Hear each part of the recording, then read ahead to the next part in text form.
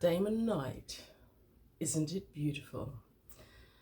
Turning on by Damon Knight here in a lovely old Sphere edition with some fantastic psychedelic artwork, which is probably not credited. It's titled For Jim and Judy Blish, Old and New Friends, which is cute. And yes, I was right. There appears to be no art credit. Oh no! Cover printed in England. That does not help me. I want to know who drew this and what they were on. Anyway, Damon Knight is one of those authors that Damon Knight and Theodore Sturgeon were two of the early authors that brought me into the science fiction fold in my early teens when I was raiding my parents' libraries. And they're hard to find, and part of the reason why Damon Knight is hard to find, to the best of my knowledge, is that he only wrote short stories, not novels. I don't think he even had a fix-up, but I could be wrong. Many of you know more about science fiction than me. Comment below. I've got one Damon Knight in deep. I've been carrying it around faithfully for all these years and rereading it regularly, and you don't find him in the wild. So when I found this in the wild, I was thrilled. Now, I do believe this was at the Zardos shop, which I thoroughly recommend to any science fiction aficionado in the area. This would have been in the $1 section because it isn't in good condition. It's been scribbled on, it's stamped, it's probably irrevocably damaged, but I was thrilled. It's the stories that count for me, mostly. So, this review is for the first two. This was apparently first published in Great Britain in '67 by Gollancz, and this looks like it's a 96 edition, First Sphere edition, 1996. There's a list of stories, and the first story in here is called Semper Fi. It was originally copyright 1964 for analog science fiction under the title Satisfaction. This is a really great one. It follows a particular character called Mitchell. And Mitchell starts off as in this scenario which seems dreamy and unreal, and it is. He is part of a company. Him and his friend Price have started this company with scientific technology inventions some time back. And one of the things they've invented is this dream machine. I can't remember the name for it. It's something that sounds all technical, metronome, metroconicon, mentigraph, that's it. Mentigraph and randomizer.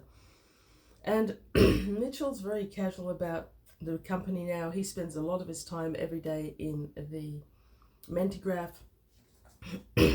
And he's created a whole nother world on that side.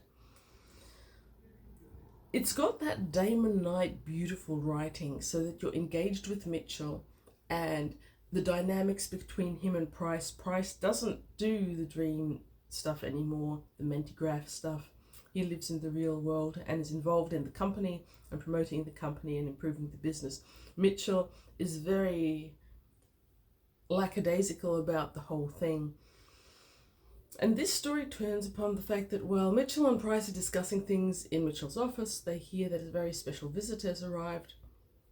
There is a politician who's violently against the effects of the mentigraph on society. And he has come to trial it with the understanding that if he can't be convinced that it's a good thing, then he will have extra ammunition for his rants against it. It's a really clever little story. And the ending has got that cynical, that darkness, I've got to say, and weirdness that Damon Knight excelled at from my very limited experience. Looking to expand my experience right here. Great story, thoroughly enjoyed it. The second one is one I think I may have read before in another collection. It's called The Big Pat Boom. It was originally copyrighted in 1963 by Galaxy Publishing Corporation. It's about a world, a future, but probably 60s really, 60s plus, in which various alien species have been discovered, and one particular one comes to Earth, and he comes to the stall of Llewellyn and his wife Gwendolyn. I just learned how to say Llewellyn yesterday, and I'm not very good at it. And they sell curios, woven baskets, apple, toffee, that sort of thing, in a stall by the road. The alien isn't interested in any of those. He's interested in this grey mass on the ground near it. Apparently the cows got out the previous night, and one of them deposited a cow pat right in front of the stall, and the alien buys it.